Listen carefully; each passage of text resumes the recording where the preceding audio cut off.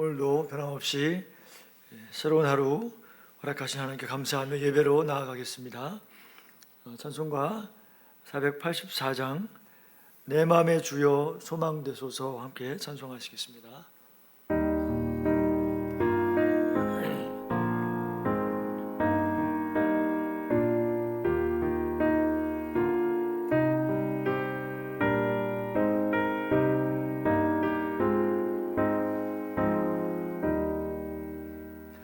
내 맘의 주여 소망되소서 주 없이 모든 일 헛되어라 밤에나 낮에나 주님 생각 잘 때나 깰 때 함께 하소서 지혜의 주여 말씀으로서 언제나 내 안에 계십소서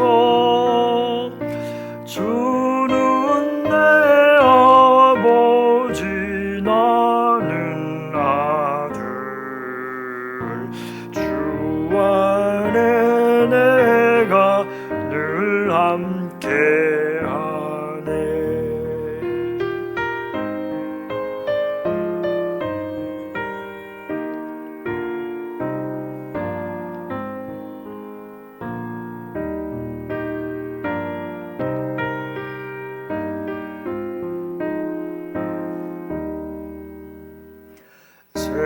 세상의 영광 나 안 보여도 언제나 주님은 나의 기업 주님만 내 맘에 계시오니 영원한 주님 참 귀하셔라 영원한 주님 내 승리의 주 하늘의 기쁨을 주옵소서 어떠한 고난이 닥쳐와도 만유의 주여 소망되소서.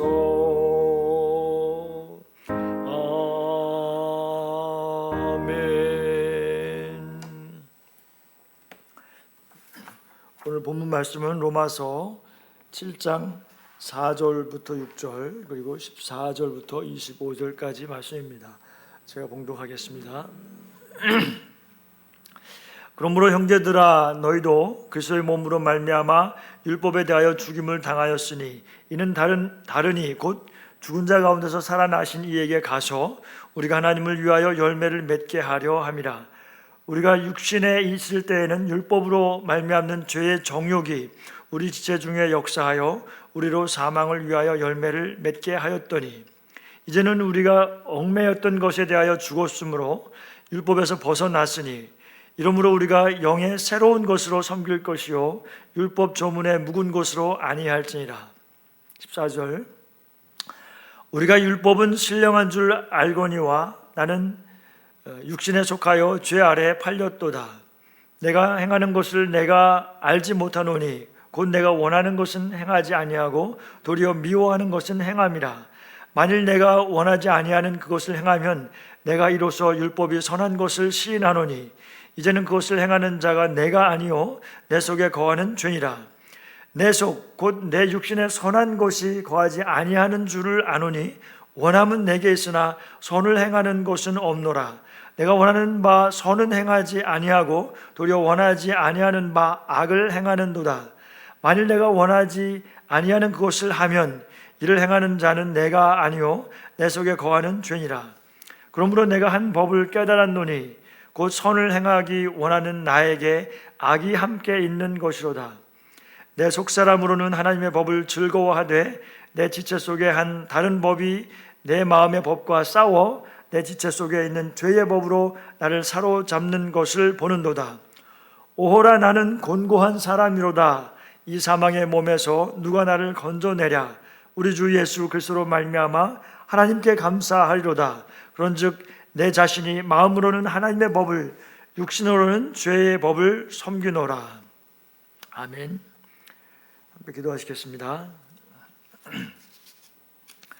사랑하는 주님, 이 아침에도 주의 성령께서 우리에게 충만하게 임재하여 주시옵소서.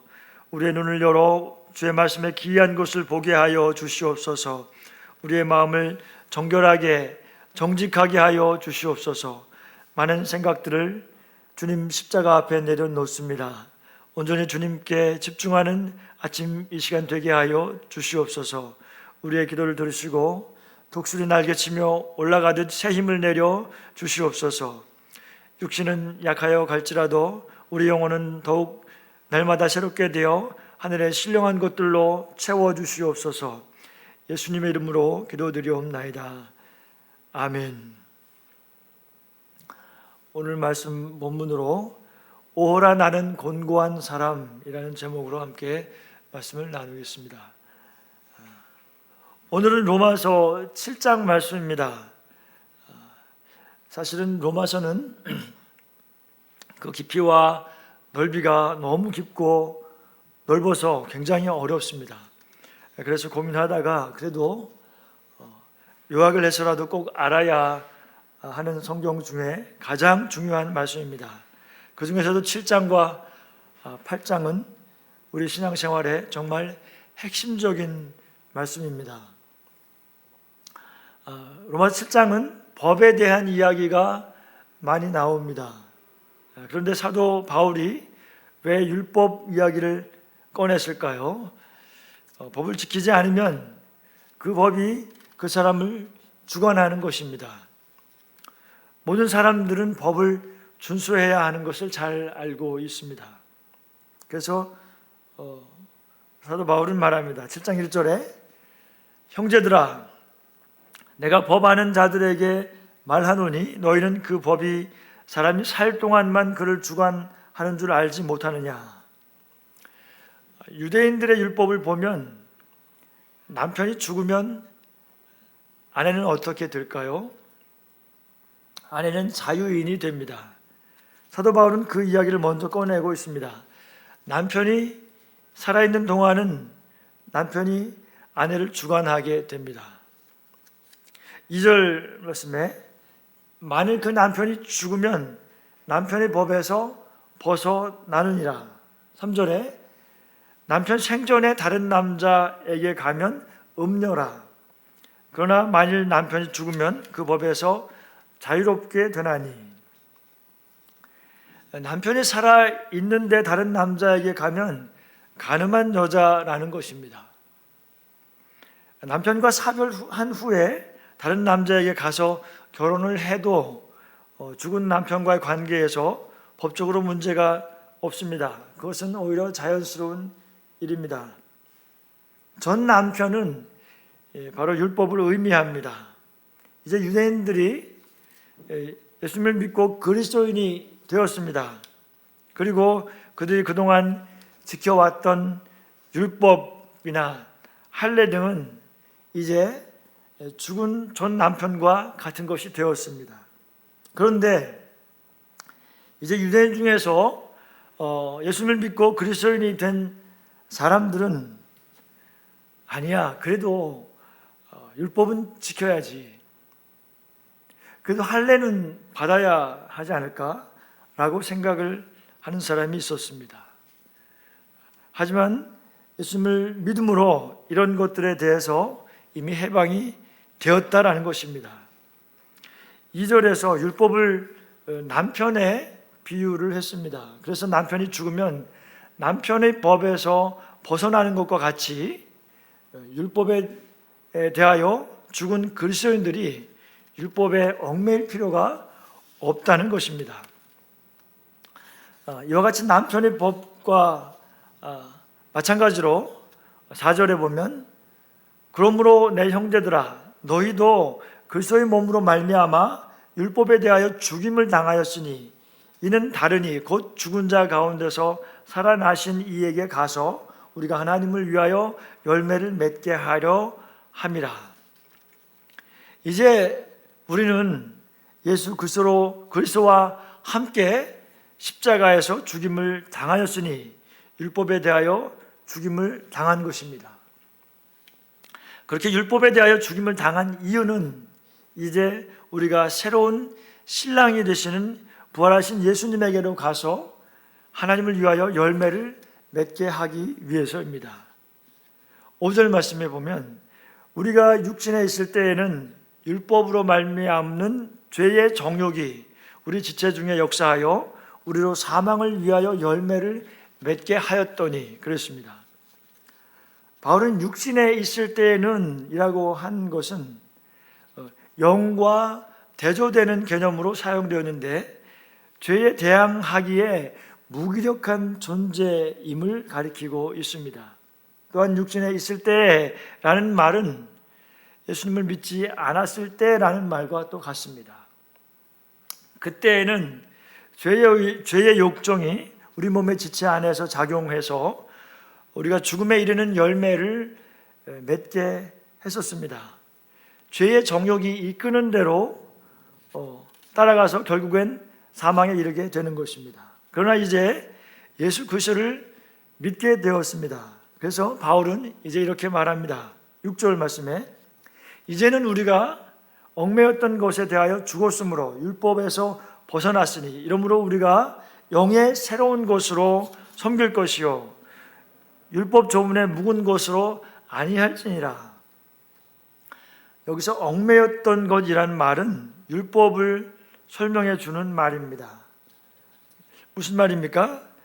율법은 사람을 얽매는 것이고 여기서 벗어나는 길은 우리가 죽는 방법 외에는 다른 길이 없다는 것입니다. 사람의 정욕과 율법이 만나면 율법이 죽을 수가 없으니까 사람이 죽는 것 외에는 율법에서 벗어나지 못하는 것입니다. 그래서 그리스도께서 사람을 대표해서 죽으신 것입니다. 그렇게 예수님께서 십자가에서 죽으실 때에 우리의 육신도 우리의 옛사람도 죽었다는 것입니다. 그래서 우리는 전 남편인 율법이 죽을 수 없으니까 우리가 죽었다는 것입니다. 우리가 우리나라의 실정법을 보면 형사 범죄인이 수사 중이거나 재판 중인데 그 도중에 그 사람이 죽으면 그것으로 그 범죄 사건은 더 이상 재판하지 않고 사건이 종결되는 것과 같은 것입니다. 이에 대하여 성경 또 다른 곳에 보면 갈라디아서 5장 24절 말씀에 이렇게 말씀합니다. 그리스도 예수의 사람들은 육체와 함께 그 정욕과 탐심을 십자가에 못 박았느니라. 우리의 육체와 정욕과 탐심은 한 세트입니다. 이 세트가 십자가에서 죽었다는 것입니다. 예수님께서 나를 위해서 십자가에서 죽으신 것을 믿는 것과 같이 예수님과 함께 나의 옛사람도 십자가에서 못 박혀 죽은 것을 우리는 믿어야 합니다.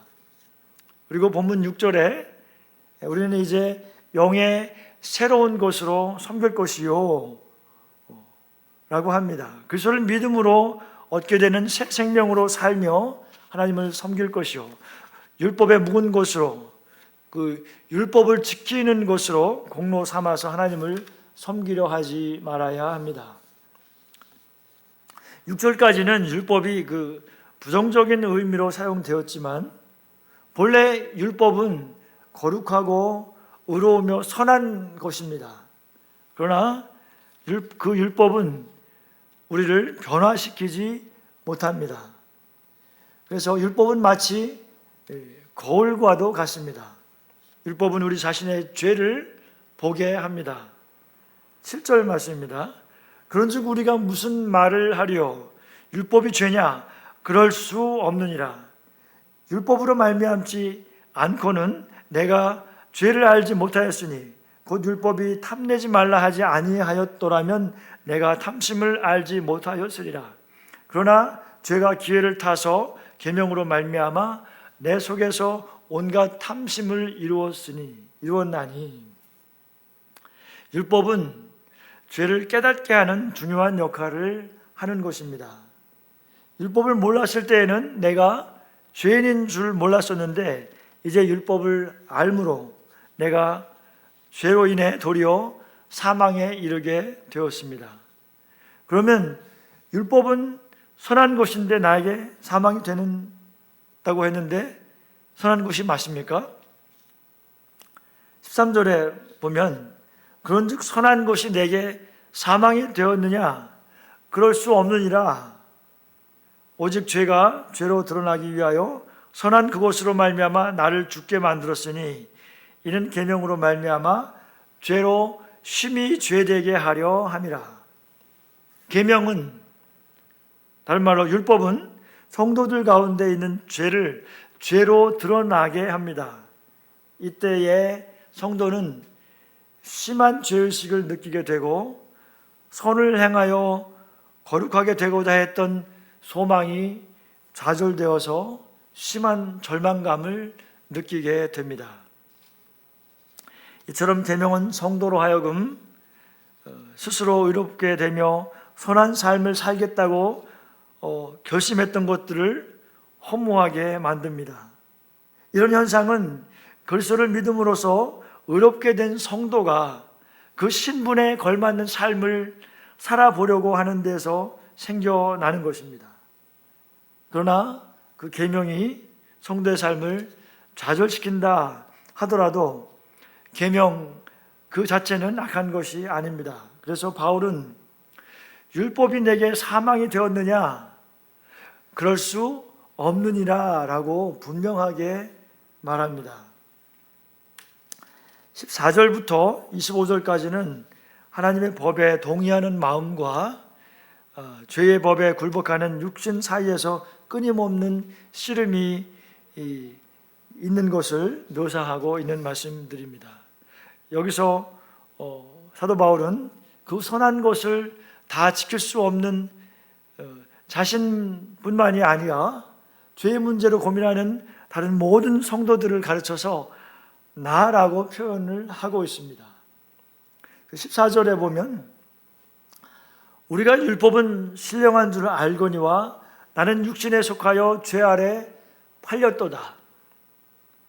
율법은 선한 것인데 나는 죄에게 질 수밖에 없는 그 죄의 지배를 받는 육신에 속하여서 죄 아래 팔렸다고 말합니다. 완전히 무기력해져서 타인에게 종으로 팔려서 끌려가는 것과 같다는 것입니다.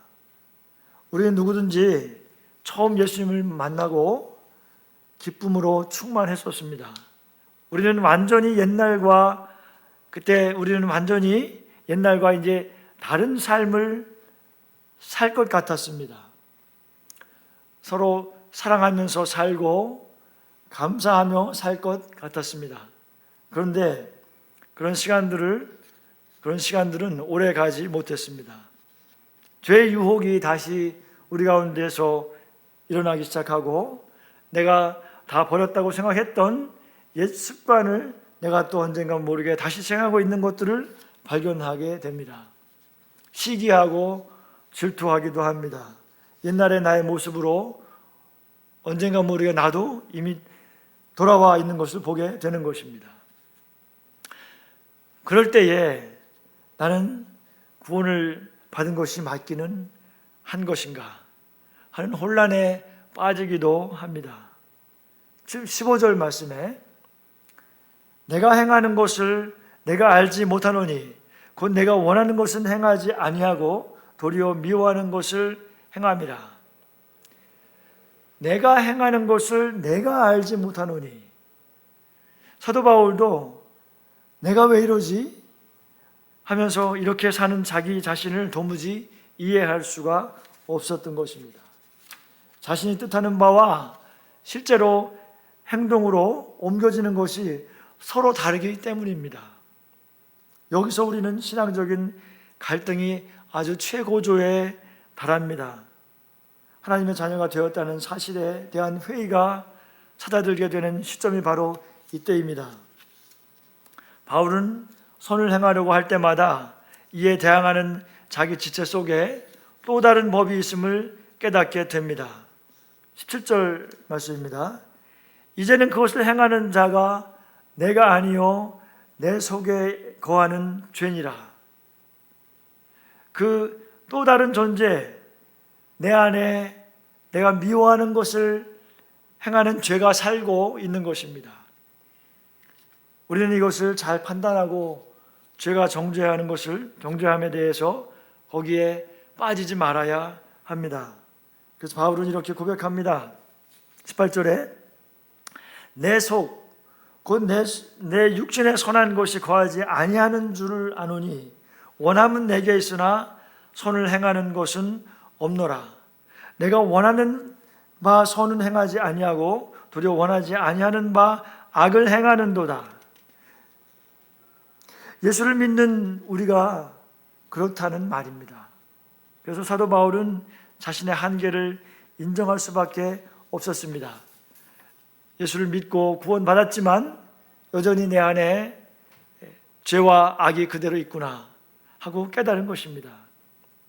그래서 21절에 보면 그러므로 내가 한 법을 깨달았노니 그 선을 행하기를 원하는 나에게 악이 함께 있는 것이로다. 나는 선을 행하고 싶은데 그러한 나에게 악이 붙어 있다는 것입니다. 그리고 여전히 그 죄가 계속해서 나를 죄짓게 만드는 것이죠. 예수를 믿는데도 그렇다는 말입니다. 그래서 22절 보면 내 속사람으로는 하나님의 법을 즐거워하되 내 지체 속에서 다른 한 법이 내 마음의 법과 싸워 내 지체 속에 있는 죄의 법으로 나를 사로잡는 것을 보는도다. 24절 말씀입니다. 오라 나는 곤고한 사람이로다. 이 사망의 몸에서 누가 나를 건져내랴. 오호라 나는 곤고한 사람이로다 하는 사도 바울의 이 유명한 고백은 우리들의 고백이기도 합니다. 모든 믿는 사람들이 공감하는, 우리들이 절망 가운데서 탄식하는 소리입니다. 그러나 이 말은 우리를 정말 절망 가운데 있게 하기 위한 것이 아닙니다. 불신자에게는 이런 고백이 없습니다. 영혼이 살아있는 사람이 아닌 경우에는 죄로 인한 이런 절망감이나 애통함이나 탄식이 없는 것입니다. 그러나 영이 살아있는 사람에게는 죄는 고통이고 탄식이고 절망인 것입니다. 이 고백은 믿는 자이기 때문에 있는 것입니다. 에베소 4장 30절 말씀에 하나님의 성령을 근심하게 하지 말라. 그 안에서 너희가 구원의 날까지 인치심을 받았느니라. 우리 가운데는 이미 성령님께서 와 계신데 하나님 말씀대로 살지 않으면 성령님께서 근심하시게 되는 것입니다. 성령께서 근심하는 것을 그리스도인들은 느낄 수가 있습니다. 이것이 죄를 지을 때마다 성도들을 괴롭게 하고 탄식하게 만드는 것입니다. 그러나 이 근심은 우리가 아직 영적으로 살아있다는 증거입니다. 자신의 마음이 탄식하고 있다고 하는 것은 그 마음이 은혜를 받고 있다는 증거입니다. 25절 말씀입니다. 그래서 우리 주 예수 그리스도로 말미암아 하나님께 감사하리로다. 그런즉 내 마음이 마음으로는 하나님의 법을, 육신으로는 죄의 법을 섬기노라. 우리에게는 중보자이신 예수 그리스도께서 우리와 함께 계십니다. 예수 그리스도께서 우리의 유일한 의가 되셨습니다. 우리에게 온전한 의가 되셨습니다. 우리를 위하여 독생자 예수 그리스도를 이 땅 위에 보내신 하나님 아버지께 감사를 드립니다. 자신의 죄를 지었음에도 인식하지 못하고 그 마음이 곤고하지도 않은 사람은 진짜로 완고해져 있는 사람입니다. 이제 말씀을 정리합니다. 우리는 예수 그리스도와 함께 십자가에 못 박힌 사람들입니다. 이 사실을 날마다 고백하며 우리의 옛사람을 날마다 십자가에 못 박는 우리 모두가 되십시다. 그리고 성령의 생명의 법에 따라 예수 안에서 결코 정죄함이 없음을 선포합시다. 오호라 나는 곤고한 사람이로다. 율법은 몽학 선생입니다. 죄를 깨닫게 하여 우리를 예수 그리스도께로 인도하는 몽학 선생입니다. 오직 예수 그리스도의 십자가를 의지합시다. 십자가를 의지함으로 우리가 온전히 용납되어진 하나님의 자녀임을 선포합시다. 우리 가운데 말할 수 없는 탄식으로 우리를 위하여 간구하시는 주님을 의지하여 말씀과 기도로 무장하는 하루가 되시기를 예수님의 이름으로 축복합니다. 주기도문 하심으로 예배를 마치겠습니다. 하늘에 계신 우리 아버지여, 이름이 거룩히 여김을 받으시오며 나라가 임하옵시며 뜻이 하늘에서 이루어진 것 같이 땅에서도 이루어지이다. 오늘날 우리에게 일용할 양식을 주옵시고 우리가 우리에게 죄 지은 자를 사하여 준 것 같이 우리의 죄를 사하여 주옵시고 우리를 시험에 들지 말게 하옵시며 다만 악에서 구하시옵소서. 대개 나라와 권세와 영광이 아버지께 영원히 있사옵나이다. 아멘.